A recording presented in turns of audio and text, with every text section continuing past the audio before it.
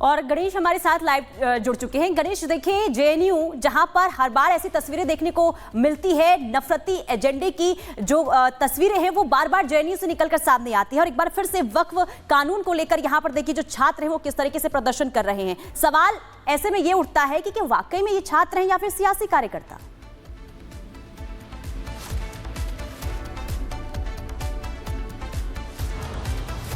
गणेश की आवाज मिल पा रही है आपको?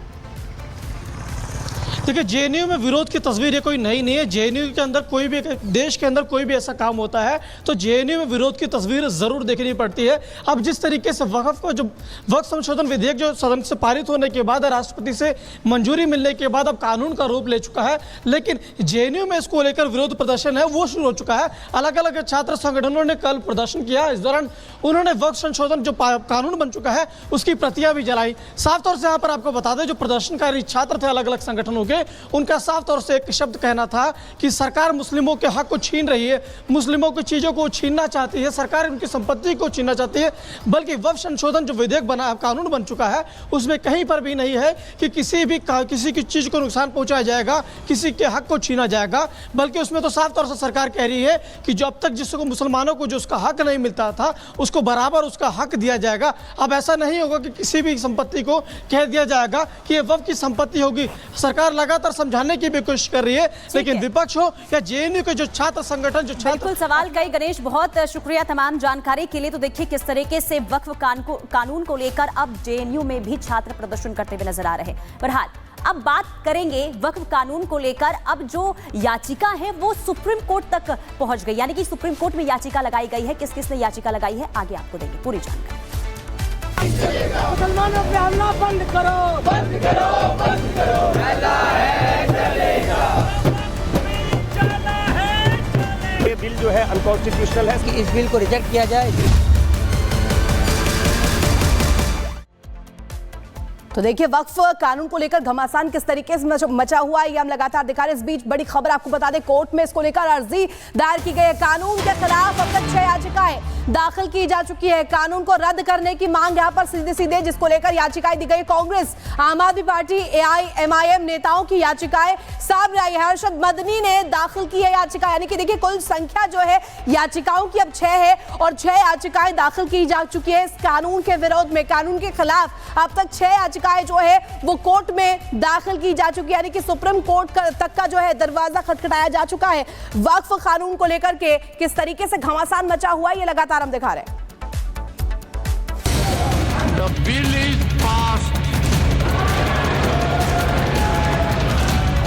प्रस्ताव के बहुमत प्रस्ताव के पक्ष में है।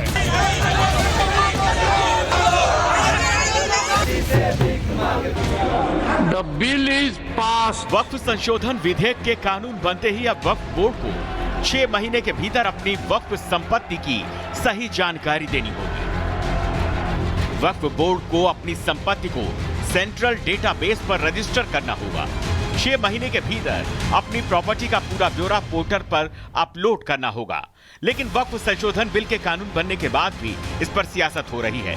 वक्फ संशोधन कानून के खिलाफ सुप्रीम कोर्ट में अब तक 6 याचिकाएं दायर की जा चुकी हैं। पहली याचिका बिहार के किशनगंज से कांग्रेस सांसद मोहम्मद जावेद ने दायर की। दूसरी याचिका एआईएमआईएम सांसद असदुद्दीन ओवैसी ने दायर की। तीसरी याचिका आम आदमी पार्टी के विधायक अमानतुल्लाह खान ने दायर की। चौथी याचिका association for protection of civil rights ने दायर की। 5वीं याचिका केरल जमीयतुल उलमा ने जारी की और 6ठी याचिका जमीयत उलेमाए हिंद के अध्यक्ष मौलाना अरशद मदनी ने दायर की। इन लोगों की मांग है कि वक्फ संशोधन कानून को रद्द किया जाए, क्योंकि यह कानून मुसलमानों के अधिकार को छीनता है। वक्फ बोर्ड का कानून जो है काला कानून है और देश के संविधान की आत्मा पर चोट है। संविधान की मूल भावना राइट टू इक्वलिटी की बात करती है और इसके अंदर पूरी तरीके से मुसलमान के राइट को कुचल दिया गया। कि राष्ट्रीय जनता दल ने इस बिल का जो है, चाहे लोकसभा हो या राज्यसभा हो, कड़ा विरोध हम लोगों ने किया। इस बिल के अगेंस्ट हमारे सारे सांसदों ने वोट किया और हम सब लोगों का मानना है कि यह संवैधानिक बिल है।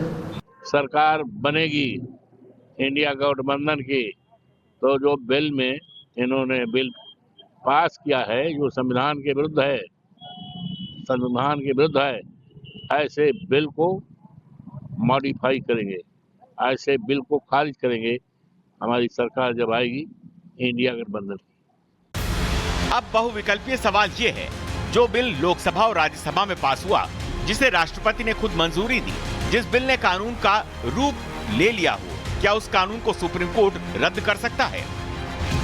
तो आइए इस जटिल बहुविकल्पीय प्रश्न को सरल शब्दों में समझने की कोशिश करते हैं। इस उलझे सवाल का एकदम सीधा और सपाट जवाब है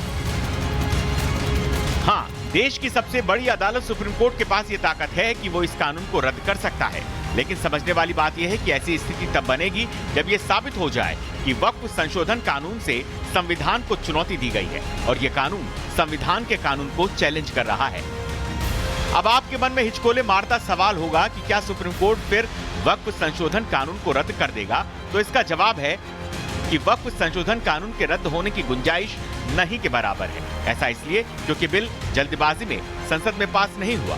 कानून का रूप लेने से पहले संसद में बिल पर कई घंटे तक बहस हुई और सबसे बड़ी बात ये कि विपक्ष सुप्रीम कोर्ट में ये कैसे साबित करेगा कि वक्फ कानून संविधान को चैलेंज करता है, क्योंकि वक्फ बोर्ड सालों से जमीन कब्जाने वाली ममता सरकार का जो तुष्टीकरण वाला रवैया है वो सामने आ रहा है। बहुत शुक्रिया आपका तमाम जानकारी साझा करने के लिए। और इस बीच एक बड़ी खबर दर्शकों को बता दें, कोलकाता में रामनवमी जुलूस पर हमला हुआ। बीजेपी सांसद सुकांता मजूमदार का यहां पर दावा सामने आया, कहा है कि गाड़ियों पर पत्थर बरसाए गए हैं।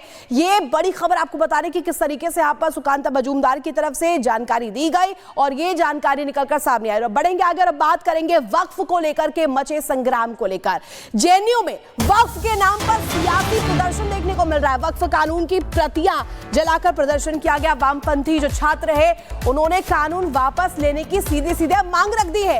वक्फ संशोधन बिल जो कि अब कानून का रूप ले चुका है, इस पर कहीं ना कहीं जो सियासत है वो जमकर हो रही है और एक तरफ से सियासी रोटियां सेकी जा रही है, दूसरी तरफ आपको बता दें मुस्लिम संगठन जो है आग बबूला हो चुके हैं। वो कह रहे हैं कि इसको लेकर के लगातार जो हमारी तरफ से तस्वीर रहने वाली है वो प्रदर्शन वाली रहने वाली है, सड़कों पर आया जाएगा। वामपंथी छात्रों की कानून वापस लेने की सीधे सीधे मांग जो है वो कहीं ना कहीं सामने आ रही है। दो तस्वीर आप इस वक्त आपके टीवी स्क्रीन पर नजर आ रही है, किस तरीके से जेएनयू तक यह पूरा मसला जो है अब पहुंच चुका है और इसकी आंच जो है अब जेएनयू में देखने को मिल रही है। किस तरीके से जो छात्र है वो प्रदर्शन करते हुए दिखाई दिए।